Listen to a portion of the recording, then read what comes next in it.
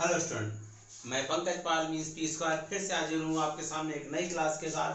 Student, last term में 12th की हम लोग डाइलेक्ट्रिक एंड कैपेसिटर को स्टडी कर रहे थे। मतलब परावैद्युतिक संधारित्र को पढ़ रहे थे और लास्ट डे आप लोगों को हमने बता दिया था कि धारिता क्या होती है, कैपेसिटेंस क्या होती है। तो बताया था कि किसी भी कंडक्टर द्वारा चार्ज को एब्जॉर्ब करने की पावर को हम लोग कैपेसिटेंस कहते हैं, मतलब धारिता कहते हैं। और धारिता का फार्मूला था C = Q/V।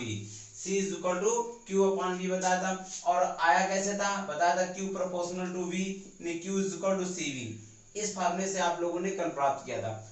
और हमने बताया था कि जो कैपेसिटेंस है उसकी यूनिट होती है फैराड होती है। कैपेसिटेंस की यूनिट बच्चों क्या होती है, फैराड होती है। तो अब हम लोग कल के टॉपिक के आगे पढ़ेंगे। जिन्होंने पहला वीडियो नहीं देखा वो देख लेंगे। क्वेश्चन एक बात हमने आपको बताई थी कि फैराड का इस नेचर में प्रेजेंस नहीं है। तो क्वेश्चन है, क्या एक फैराड का प्रकृति में अस्तित्व है? Is one farad is present in universe, यानी इस यूनिवर्स में क्या एक फैराड का अस्तित्व है? ये क्या कि एक फैराड जो होता है कितना बड़ा मात्रक है, ये आपको पढ़ना है। तो सुनिएगा जरा, यानी आपको दिया गया कि एक फैराड का प्रकृति में प्रेजेंस है, नेचर में प्रेजेंस है कि नहीं, ये पता लगाना है। तो यानी एक फैराड यानी कैपेसिटेंस धारिता की वैल्यू 1 फैराड दी गई है। कैपेसिटेंस मतलब धारिता की वैल्यू 1 फैराड दी गई है। तो लास्ट डे हम लोगों ने फार्मूला प्रूव किया था, स्फेरिकल कंडक्टर मतलब गोली चालक की धारिता C = 4πε0A। यही फार्मूला क्यों यूज करें, सुनिएगा। आपको एक कंडक्टर दिया गया कि जिसकी कैपेसिटेंस में धारिता 1 फैराड है। एक कंडक्टर जिसकी कैपेसिटेंस 1 फैराड है, धारिता 1 फैराड है। तो पहले ये निकालने की उसकी त्रिज्या कितनी है, उसकी त्रिज्या कितनी होगी। जैसे यही सपोज दैट एक कंडक्टर है, मान लेते कंडक्टर है और इस कंडक्टर की कैपेसिटेंस की वैल्यू 1 फैराड है। इस कंडक्टर की कैपेसिटेंस की वैल्यू 1 फैराड है। तो ये हमें पता हो कि इसकी रेडियस कितनी है, इसकी रेडियस कितनी है, कैसे निकालेंगे। तो कैपेसिटेंस में धारिता की वैल्यू 1 फैराड है, फार्मूला यूज करेंगे C = 4πε0A। ए जहां पर रेडियस है, ए क्या बच्चों, रेडियस है। तो रेडियस A की वैल्यू निकालना चाहें, C की वैल्यू 1 रखकर रेडियस A की वैल्यू निकालना चाहते A = 1/4πε0 और इसकी वैल्यू 9 × 10⁹ है, जो कि पहले चैप्टर में बताया गया था। तो A की वैल्यू क्या आ जाएगी बेटा, 9 × 10⁹। कहने का मतलब जो कंडक्टर 1 फैराड कैपेसिटेंस का है, मतलब जो चालक 1 फैराड धारिता का है, उस चालक की धारिता 9 × 10⁻, उस चालक की त्रिज्या 9 × 10⁹ मीटर होगी। उसकी रेडियस कितनी होगी, उसकी रेडियस 9 × 10⁹ मीटर होगी। जो कंडक्टर आपको दिया गया है उसकी कैपेसिटेंस यानी आपको 1 फैराड है और उसकी रेडियस कितनी होगी, 9 × 10⁹ मीटर होगी। अब देखिए, अब सुनिएगा, आपको मालूम है कि मतलब ये आपने निकाली रेडियस ऑफ कंडक्टर, यानी जो कंडक्टर दिया गया था इस कंडक्टर की रेडियस कितनी, 9 × 10⁹। रेडियस ऑफ अर्थ की रेडियस कितनी होती है, 6.4 × 10⁶। तो इनमें रिलेशन निकालने तो कैसे निकालें, डिवाइड कर दीजिए।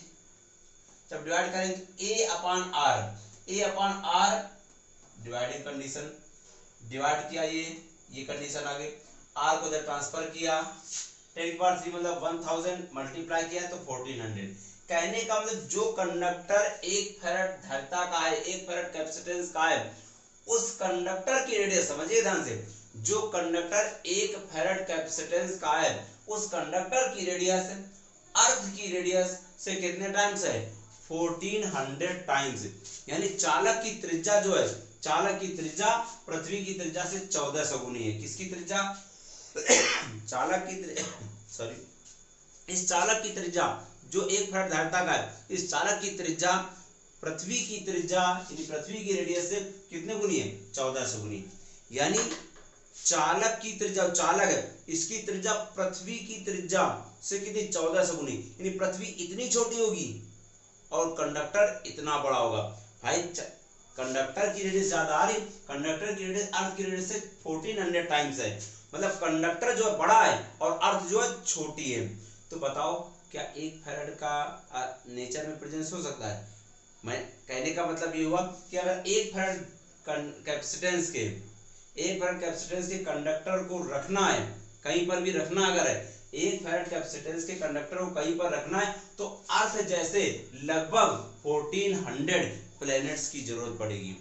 मतलब 1 फैराड धारिता के गोली चालक को अगर कहीं पर रखना है तो पृथ्वी जैसे लगभग 1400 ग्रहों की जरूरत पड़ेगी। और ग्रह तो अपने यूनिवर्स में कितने 8 है, सबको पता है। तो 1 फैराड का इस नेचर में कोई प्रेजेंस नहीं है, 1 फैराड का इस नेचर में कोई प्रेजेंस नहीं है। क्लियर? कैसे भाई, 1 फैराड दिया गया था धारिता यानी कैपेसिटेंस, उससे पहले रेडियस निकाली, इस रेडियस के अर्थ की रेडियस से कंपेयर किया तो ये जो रेडियस है कंडक्टर जो दिया गया आपको, कंडक्टर की रेडियस अर्थ की रेडियस से 1400 टाइम्स आई। मतलब कंडक्टर जो बड़ा है, कंडक्टर बड़ा है और अर्थ छोटी है, अर्थ छोटी है, अर्थ छोटी है, कंडक्टर बड़ा है। तो कंडक्टर की रेडियस अर्थ की रेडियस से 1400 टाइम्स है। तो लिखा so radius of conductor is 1400 times of radius of earth. यानी कंडक्टर यानी चालक की त्रिज्या जो है वो पृथ्वी की त्रिज्या से 1400 गुनी है। अतः इस 1 farad is not present in this earth या दिस यूनिवर्स भी लिख सकते हैं। यहाँ पर क्या लिख सकते हैं? यूनिवर्स भी लिख सकते हैं। यानी अर्थ या यूनिवर्स में अर्थ, भाई जब यूनिवर्स में नहीं तो अर्थ में कहां से प्रेजेंस होगा इसका? तो यानी अर्थ में प्रेजेंस नहीं इसका, मतलब यूनिवर्स में प्रेजेंस नहीं होगा। तो इसको क्या, इस यूनिवर्स में 1 फैराड का प्रेजेंस नहीं है। क्लियर है? अब बात आती है, सुनिएगा, रीडिस्ट्रीब्यूशन प्रिंसिपल ऑफ चार्जेस, आवेशों का पुनर्वितरण सिद्धांत। किसका? आवेशों का पुनर्वितरण सिद्धांत। तो आवेशों का पुनर्वितरण सिद्धांत क्या है? सुनिएगा, अगर हम लोग डिफरेंट चार्ज के दो कंडक्टर को, डिफरेंट चार्ज के दो कंडक्टर, एक Q1 चार्ज का एक Q2 चार्ज, डिफरेंट चार्ज के दो कंडक्टर्स को एक कंडक्टिंग वायर, ये आप जो देख रहे हैं कंडक्टिंग वायर, कंडक्टिंग वायर से कनेक्ट कर दें। डिफरेंट चार्ज के दो कंडक्टर होंगे, उनको एक कंडक्टिंग वायर से कनेक्ट कर दें। डिफरेंट चार्ज के दो कंडक्टर होंगे, उनको एक कंडक्टिंग वायर से कनेक्ट कर दें। तो जिसका चार्ज ज्यादा होगा वो अपना चार्ज दूसरे कंडक्टर को देने लगेगा। कब तक देगा? जब तक कि दोनों के पोटेंशियल समान ना हो जाए। क्योंकि लास्ट डे हमने बताया था कि चार्ज देने पर पोटेंशियल बढ़ता है, चार्ज देने पर पोटेंशियल बढ़ता है। तो एक का चार्ज कम होगा तो पोटेंशियल कम होगा, एक का चार्ज ज्यादा होगा तो पोटेंशियल भी ज्यादा होगा। लेकिन जब इसका ट्रांसमिशन होगा तो एक का पोटेंशियल क्या होगा? एक का पोटेंशियल इंक्रीज होगा, एक का डिक्रीज होगा, और एक का बढ़ेगा एक का घटेगा। कब तक? जब तक कि दोनों का पोटेंशियल कॉमन ना हो जाए। इस प्रिंसिपल को हम लोग क्या कहते हैं? रीडिस्ट्रीब्यूशन प्रिंसिपल ऑफ चार्जेस कहते हैं। फिर समझिए, जब भिन्न भिन्न चार्ज के दो कंडक्टर्स को, भिन्न भिन्न चार्ज के दो कंडक्टर्स को एक कंडक्टिंग वायर से कनेक्ट कर दिया जाता है। किससे? कंडक्टिंग वायर से कनेक्ट कर दिया जाता है तो उनके भी चार्ज का ट्रांसमिशन होने लगता है। दो डिफरेंट चार्ज के कंडक्टर्स को कंडक्टिंग वायर से कनेक्ट कर देते हैं तो उनकी भी चार्ज का ट्रांसमिशन होता है। और चार्ज ट्रांसमिशन तब तक होता रहता है जब तक कि दोनों के चार्ज सेम ना हो जाए, मतलब पोटेंशियल सॉरी सेम ना हो जाए। इस प्रिंसिपल को रीडिस्ट्रीब्यूशन प्रिंसिपल ऑफ चार्जेस कहते हैं। क्या बताया गया कि जब भिन्न भिन्न आवेश के दो चालकों को एक चालक तार द्वारा जोड़ा जाता है, भिन्न भिन्न आवेश के दो चालकों को चालक तार द्वारा जोड़ दिया जाता है तो उनके मध्य आवेशों का स्थानांतरण होने लगता है, आवेशों का स्थानांतरण होने लगता है। आवेशों का स्थानांतरण तब तक होता है, आवेशों का स्थानांतरण एक दूसरे में तब तक होता है जब तक कि दोनों के विभव बराबर ना हो जाए। इस घटना को हम लोग क्या कहते हैं? पुनर्वितरण सिद्धांत कहते हैं। यानी डिफरेंट चार्ज के कंडक्टर्स को जोड़ो तो उनकी भी चार्ज का ट्रांसमिशन होगा। कब तक? जब तक कि दोनों के पोटेंशियल सेम ना हो जाए। ये जो प्रिंसिपल है वो रीडिस्ट्रीब्यूशन प्रिंसिपल कहलाता है। ठीक, अब अगर रीडिस्ट्रीब्यूशन प्रिंसिपल में आपको उभयनिष्ठ पोटेंशियल निकालना है, उभयनिष्ठ विभव निकालना है, कॉमन पोटेंशियल निकालना है। पुनर्वितरण सिद्धांत में उभयनिष्ठ विभव common potential in the state of redistribution principle, उभयनिष्ठ विभव निकालना है तो उभयनिष्ठ विभव कैसे निकालेंगे? सुनिएगा, ये जो कंडक्टर्स है इनको ऐसी जगह रखा गया है